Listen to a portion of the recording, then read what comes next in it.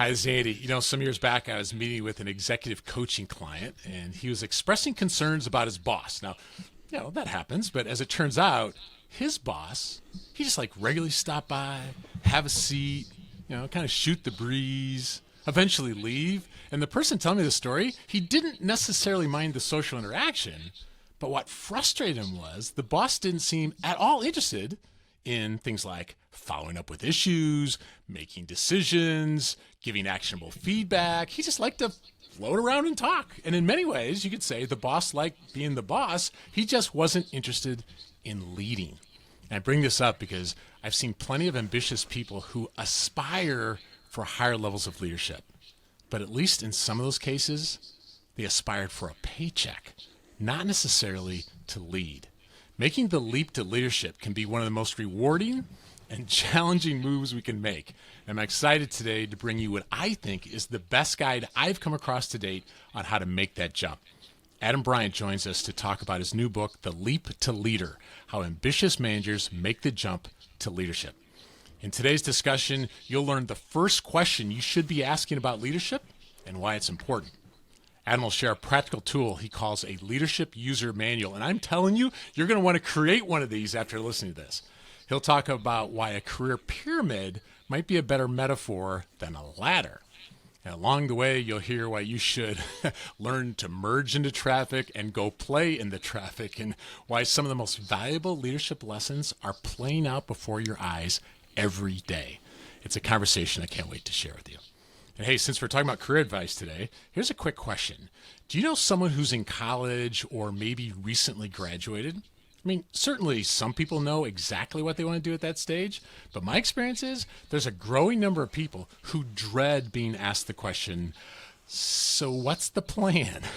When it comes to their career, they have no freaking idea. And I bring this up because we're rolling out a new course entitled just that, No Freaking Idea, How to Navigate Career Uncertainty. It's a career guide for people who don't know what they want to do, and it's been so fun to hear the feedback on the course. Whether it's you that's wondering about next steps in your career, or a son or daughter that could use some perspective, learn more by going to nofreakingidea.peopleandprojectspodcast.com. Thanks. Let's jump into today's discussion with Adam about his new book, The Leap to Leader. Adam, thank you for joining us on the People and Projects podcast. Thanks for the invitation, Andy. Oh, yeah. I've been looking forward to this.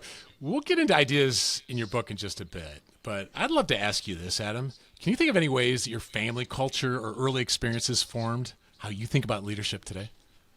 I do, and I go back to my parents, particularly my father, who was kind of a world-class listener. I mean, he would just have this amazing ability when you were talking, and I'd see him do this with other people. He would just like be super present. He had this ability to draw people out, and he had this sort of mindset of like he saw the best in people and in situations. And I bring that up because I really feel like that listening is just one of those leadership superpowers that people don't really talk about. I don't think MBA courses include something on listening, but they really should, because it's just to me, it's like the Swiss Army knife of leadership. It's just the ability to listen is useful in so many different contexts. And I don't feel like we talk enough about it. The higher you move up in a leadership position, the more compromised the information you're going to get is. So that means you have to be a better listener. So to me, that's like one of the things that's really influenced me. And I look around and I say, boy, people really need to be better at this. Yeah. It's funny you say, because my dad was a bricklayer when I was growing up. And so you don't think of a bricklayer necessarily as like this corporate, captain of business or whatever. But he like if we'd be at a restaurant, Adam, he'd never meet a stranger. He'd start up conversations with somebody at the salad bar, like he'd known them all of his life. And yet personality wise, he was an introvert.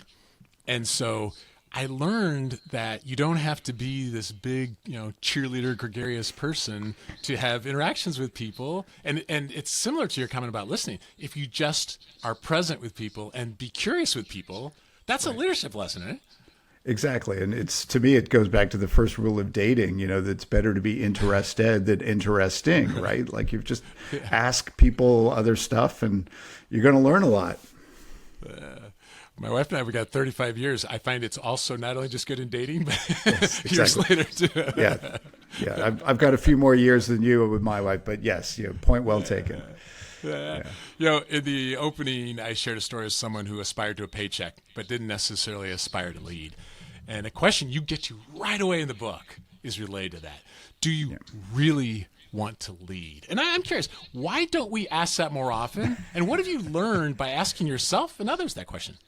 Yeah, it is the great question to me that isn't asked enough and should be asked a lot more than it is. I didn't even have an introduction in the book, as I said, we need to get to this question right away. And I think one reason why it's not asked enough is that when companies are making their succession plans and spotting future leaders, there's just this kind of built-in assumption that everybody wants to move up and should move up. So I think that's the kind of corporate viewpoint. And I think for a lot of people, they sort of get enticed by, wow, like more money, more power, bigger title, bigger office. Back in the day, we actually had offices. So they're kind of drawn into these roles.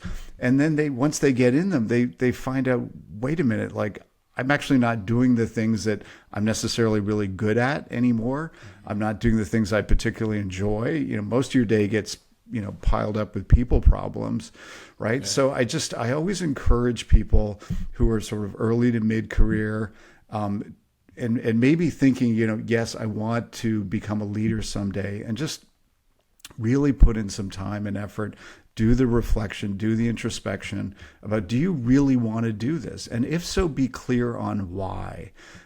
Because I think, if you're doing it for money, like those top leadership positions, there's so many trade-offs and sacrifices. The money's not going to feel like it's worth it. And so and honestly, if it's for power, I mean, if you get off on power, like that moment's kind of past, like it just doesn't play anymore in cultures. So you've got to be clear about your internal motivation, because you're going to hit some times where this is really hard. It's not what you signed up for. And you've got to be clear about your personal why to help you navigate those tough moments. Yeah. It's interesting. I started as a software developer. I got promoted to management for all the wrong reasons, and then made all kinds of mistakes. And eventually, when I got to the VP level for me, Adam, it was my stoplight moment, I think you call it in the book. It's like, I don't know if I should be here. I don't even know if I know and actually getting to that point helped me make other decisions to start what I'm doing now. But still, there's this thing of, I had to really confront this. And I think you said an interesting thing that I could resonate with. You said you don't necessarily need to be in charge, but you do have the camp counselor gene. Do I remember that from the book? And Exactly. I'm curious on what you mean by that, because I think I can resonate with that. Yeah. So I've spent most of my career as a journalist, more than 15 years an editor when I was managing teams of reporters. And I had roles where I was number two on a very big desk. And I had a couple of roles where I was in charge. I was number one.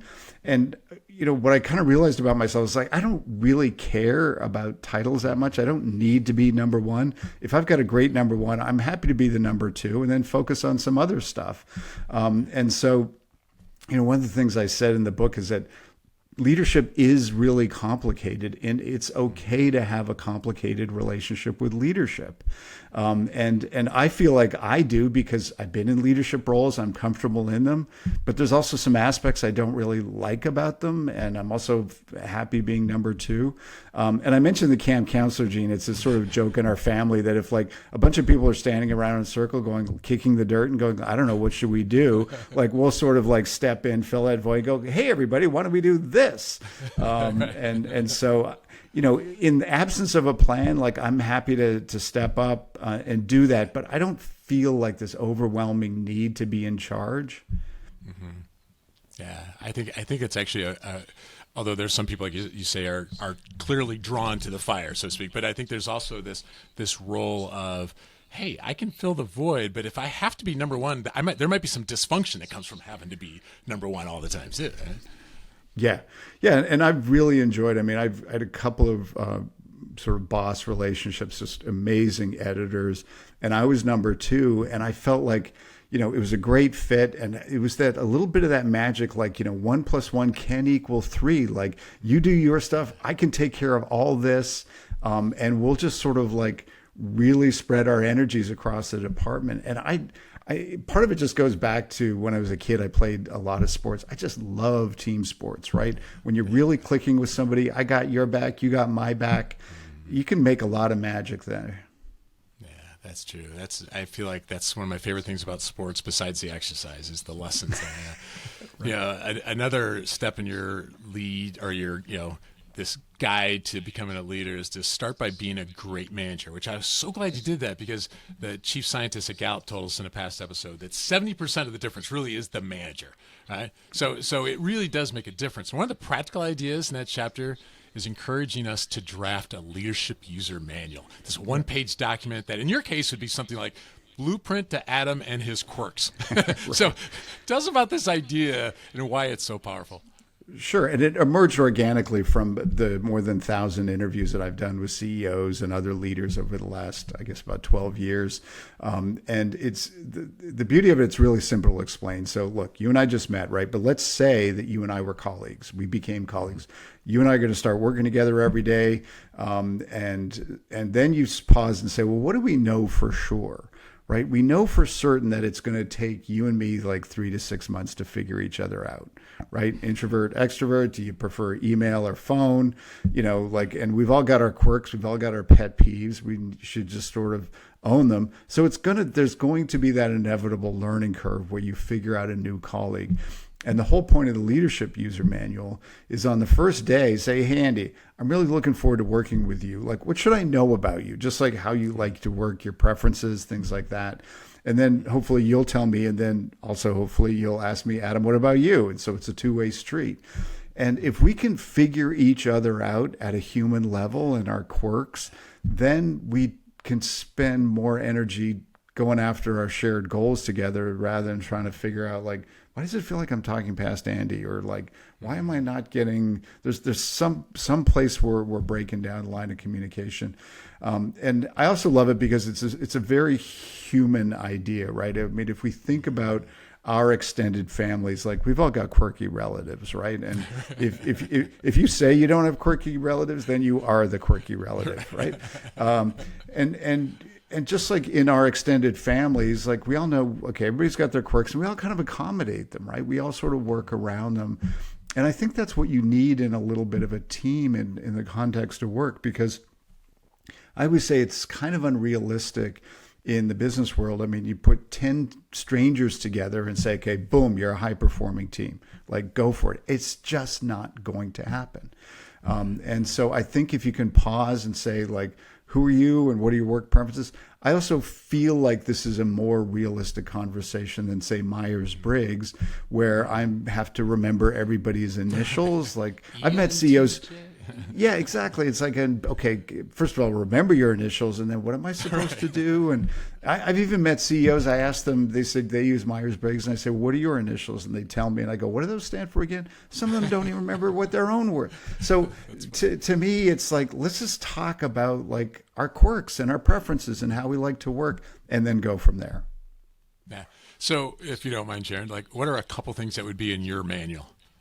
Yeah. So when I was an editor on different desks, for example, and I would take over a new team, you meet with them the first day, conference room, you have a coffee and stuff. And one of the things that I always told people, just as a very simple example, I would say to them, look, I don't like corrections.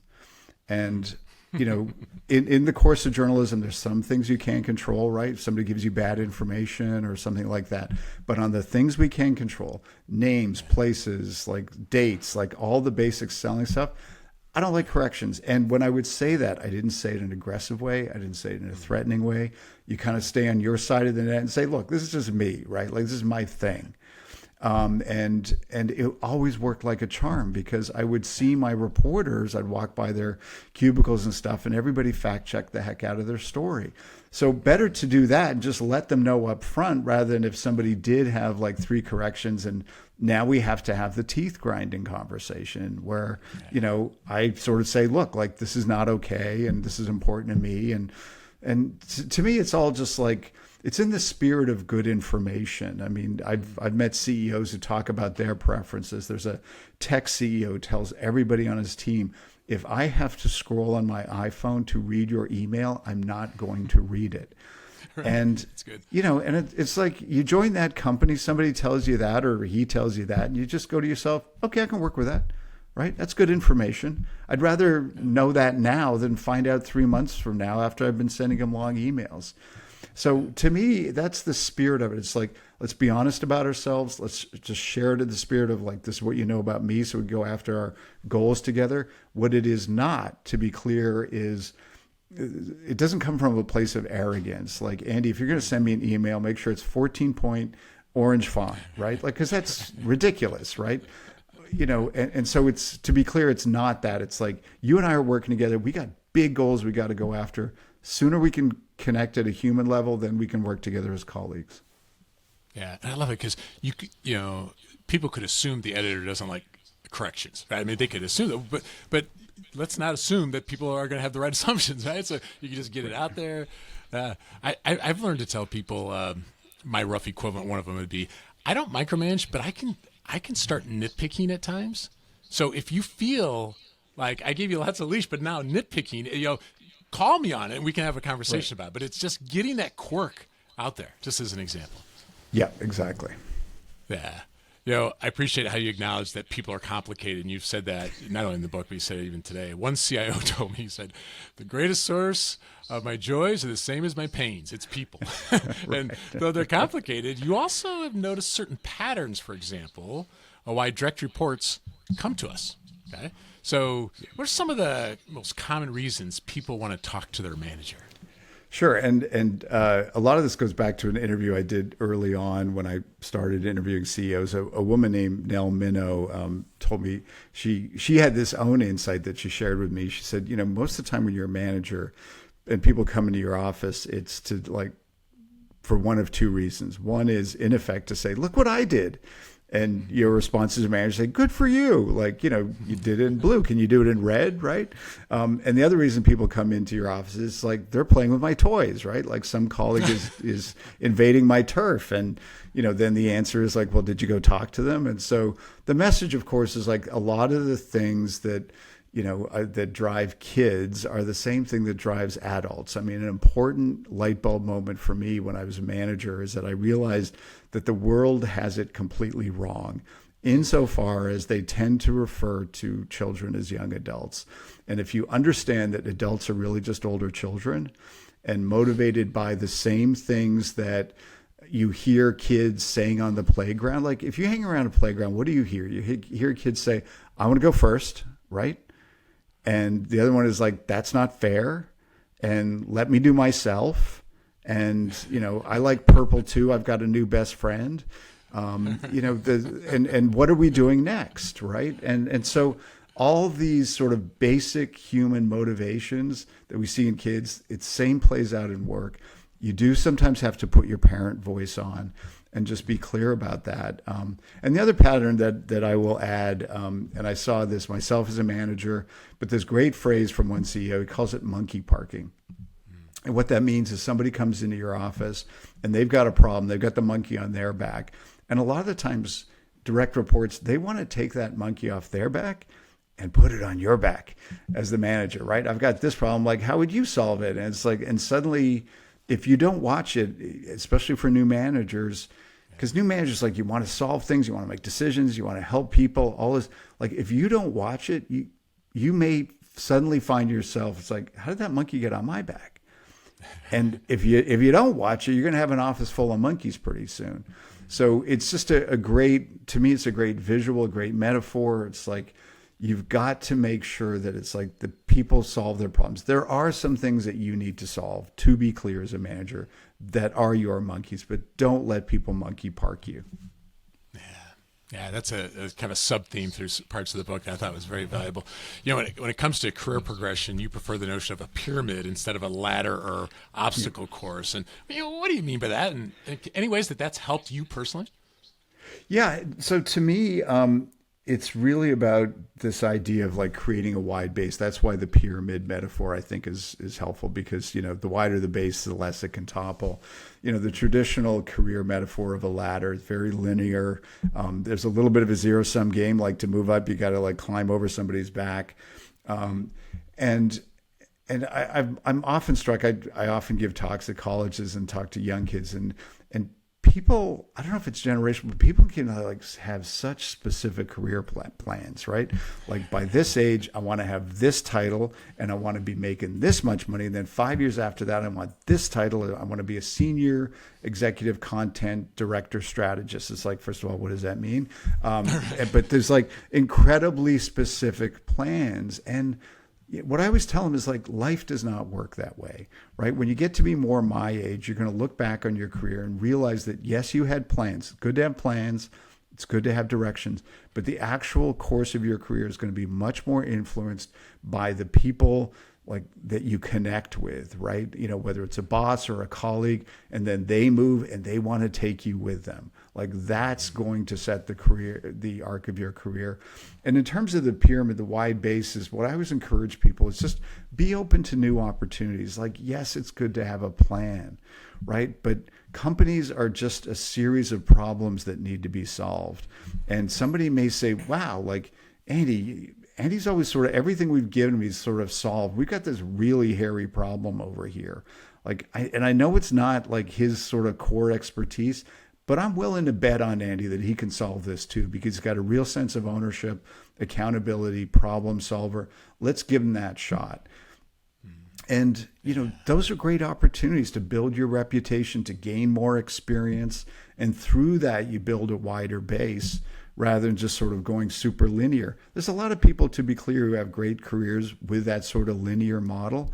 But what I always encourage people to do is just be open to opportunities. Like, you know, don't just say no because like that's not my plan, because you're going to be frustrated with your employer. They're going to be frustrated with you. Like, just recognize that. I know businesses like to call them like challenges and opportunities, but most of what companies are dealing with is problems, and they need people to solve those problems. And if you develop a reputation as a problem solver, like that's the greatest propellant for your career. And it's also going to give you a tremendous amount of job security. I'm thinking of David Epstein wrote this book about range. He talked about sample, and that came to mind even as you're talking about this. And it just, when you sample all kinds of things, like I don't know about you, would you have dreamt that you would be doing this now when you were that college student that you were talking to? You know, like I don't think I never would have done it. How about you? No, not at all. And you do. And again, like I've got a 6 in front of my age now, and you do sort of look back, and a lot of it does just come down to like a handful of decisions, right? Like a handful of connections. Like I took 2 pay cuts in my career. A lot of people like, why would you ever do that? But taking those jobs that involve pay cuts set me up for like these incredible next chapters. You know, I started the Corner Office series in the New York Times in 2009, weekly interview series with CEOs, just based on a simple what if. I just said, what if I sat down with CEOs and never asked them about their companies?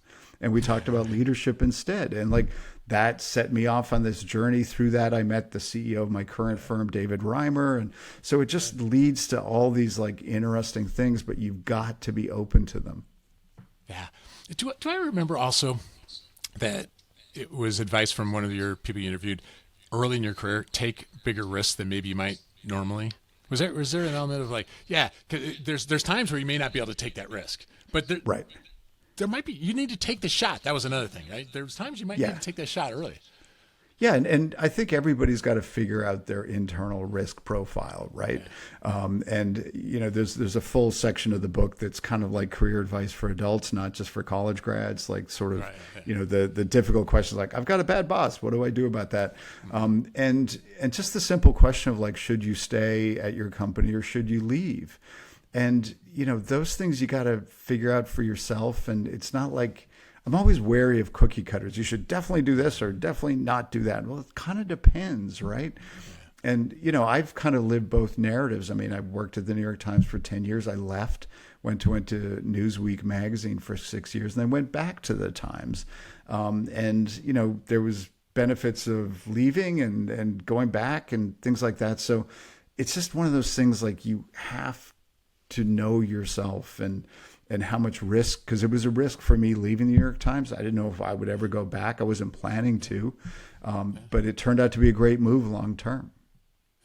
Yeah. I think it's in that same chapter you talked about. It's two different ideas, but it plays with the same metaphor. You need to learn how to merge into traffic as well as go play in the traffic. So different ideas. But would you explain both those? Because I just thought they were memorable. I think it'd be easy for people to remember them. Yeah, thanks. And to that point, I mean, I'm a total sucker for a great visual, a great metaphor. Right, yeah. And so merge into traffic means to me, it's this really important skill when you're joining a new team or moving to a new company. The idea is like, can you merge into traffic? Like look around, figure out the culture, read the room, and sort of as quickly as you can fit in so that your colleagues say to you, I feel like you've been here forever, right? I mean, we've all met people who do that. And to me, that's the skill of merging into traffic.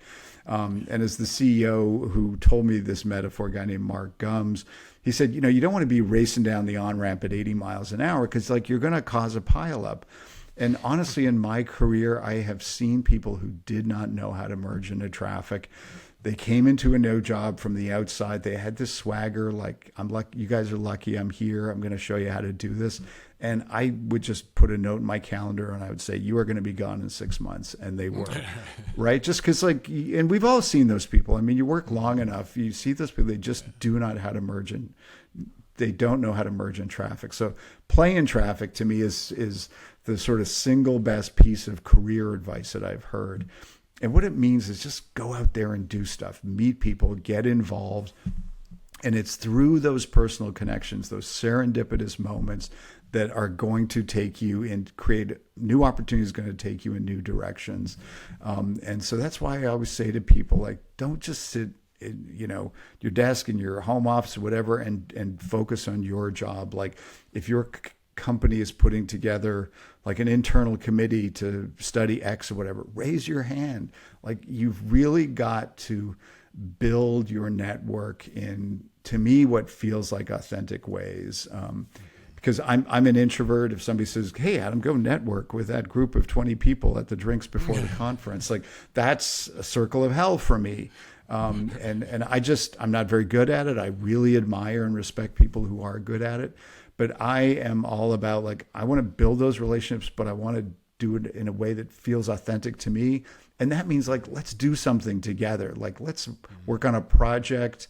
I've made lifelong friendships from doing all my interviews over the years because we kind of created something together, right? Yeah, I love it. I was particularly inspired by an observation you share. Is it Ruth Simons or Simmons? Simmons, yeah. Simmons, yeah, about being open and alert at every turn. So tell us more about her statement. I'd love to hear you say it instead of me recite it. And why is it such inspiring advice? To me, and so if play in traffic is the best career advice, and so the best life advice I have ever heard from more than 1,000 CEOs, from Ruth Simmons, who's been a college president at Brown, a couple of others as well. And what she tells students is always be prepared at any moment of your life to learn the most important lesson of your life.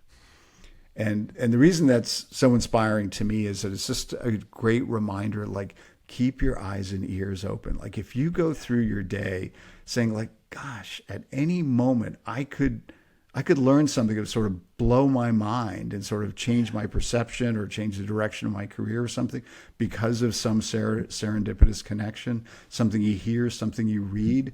Like, what a great way to go through life, right? And because we can all get kind of blinders on and, we're always looking at our devices and just get kind of caught in our own loops of familiarity. But boy, oh boy, I always, to me, I really take that to heart. And I'm sure you're wired this way too. You feel like you can learn stuff from everybody. It's probably why you have a podcast, and it's just a great way to keep an infinite learning curve. Yeah. It's almost like those moments of awe that you miss because you're looking at your phone or whatever. And Right. I think of the parenting moments I maybe missed because I wasn't paying attention. Those leadership lessons, they're just right there. And you make it clear in the book, you can learn from negative lessons too, right? We can learn from, I'm not going to do that. But Right. this idea that one of the most important lessons might just be right around the corner. Might be a discussion like this, might be a book, it might be a conversation. That's inspiring. Yeah. Yeah. Part of the challenge of making the leap to leader is the stories we tell ourselves about our lives and how sometimes we we get in our own way.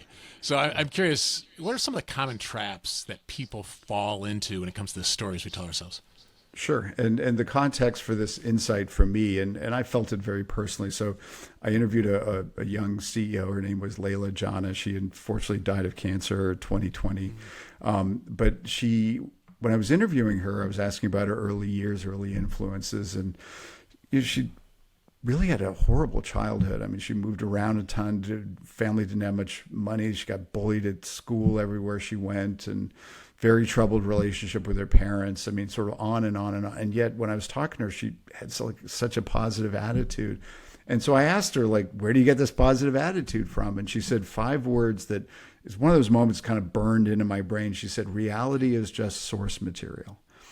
And what that means is, like, we're going through life experiencing stuff, and we need to remember that it is just source material, and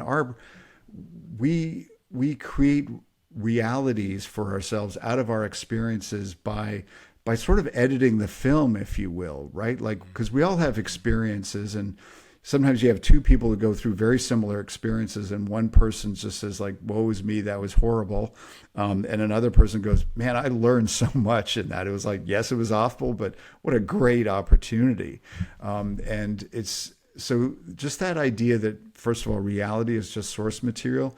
To me, it's a really handy way to, in effect, sort of coach and mentor yourself a little bit, because it's a way to sort of step back from yourself, outside yourself, and examine your own thoughts. And also to say, well, is there another way of thinking about this? Or is there another narrative? Is there another story I could tell myself? And I think it helped guards against a couple of traps that people often fall into. One is the victim trap, like stuff is happening to me, sort of woe is me. And another trap is like things are unfair, which is another sort of variation of the victim trap. And just to sort of catch yourself when you're in those and thinking these sort of negative narratives about your life, and just realize it's like, no, that's a story that I'm telling myself. Is there another way to look at that? And a lot of the times our relative happiness, there's this great equation that I heard from somebody, which is that happiness equals reality minus expectations. Again, happiness equals reality. And that's just a great reminder that a lot of the times our happiness is really based on our expectations. And that's where the frustration come in. You go through life and it's like, what is happening to me is not what I'm expecting or what I expected, and therefore I'm unhappy. And sort of to always be aware of that. It's like, well, what were my expectations, and are those realistic? And I laugh because there's always these annual studies about the happiest country on earth. I think it's Finland these days, right?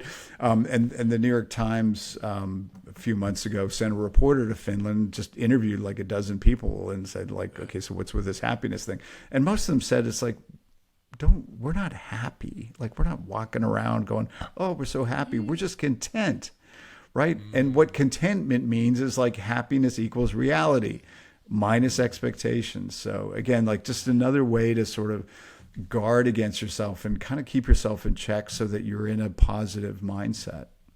That's so good. I appreciate you sharing that. So, I mean, you've talked to thousands of people here, and in many ways, it was a search for why do people sign up for this? So where do you land on the question of why people sign up for all the challenges that come with being a leader?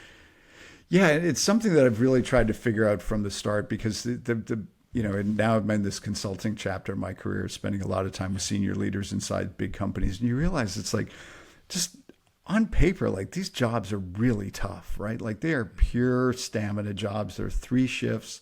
They are 7 days a week. They're all in, and you can easily look at them. It's like, well, why do people do this, right? And so I've always been sort of sifting and doing a little bit of armchair analysis, and again, like this is going to stand up to peer review scientific journals or anything. I want to put that disclaimer out there.